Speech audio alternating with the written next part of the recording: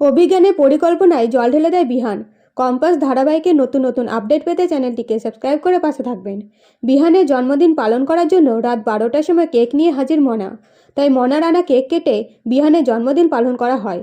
তবে মনাকে জব্দ করার জন্য কম্পাস বলে, মনা ম্যাডাম তো অনেক বড় কেক এনেছে, আমরা সবটা খেতে পারবো না, তাই রাস্তার গরিব মানুষদের ভাগ করে কেক দিয়ে আসবে মনা ম্যাডাম। এদিকে মনা ভিখারিকে কেক দিতে গেলে তারা টাকা চায়। তখন কম্পাস বলে, টাকা দেবে তো, সকলকে 500 টাকা করে দেয়া হবে। এইসব কাণ্ড মুক্তি আর মাহি জানলা দিয়ে দেখে। আর মুক্তি বলে, কম্পাস আজকের দিনটা আনন্দ করে নেক, কাল থেকে শুরু হবে কষ্টের দিন। এদিকে মেঘমালা বলে, কম্পাস তুই তো ভালোই জব্দ করেছিস মনাকে। তখন কম্পাস বলে, জব্দ আবার করবো না? বিহান স্যারের বউ আছে জানে, তাও রাতে কেক নিয়ে চলে এসেছে। এরপরে কম্পাস ভোর ভোর উঠে পিঠার সাথে মিলে রান্না করতে শুরু করে।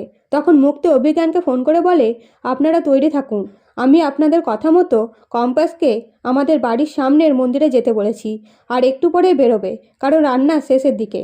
তখন অভিজ্ঞান বলে, আমি তৈরি আছি।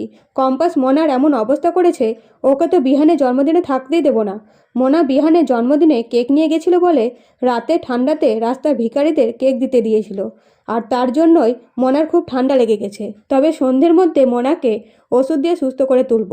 মনা তো বিহানের জন্মদিনে বিহানের পাশে থাকবেই। এদিকে রান্না সম্পূর্ণ হলে কম্পাস তাড়াতাড়ি রেডি হয়ে বাড়ি থেকে বেরিয়ে পড়ে মন্দিরে যাওয়ার উদ্দেশ্যে।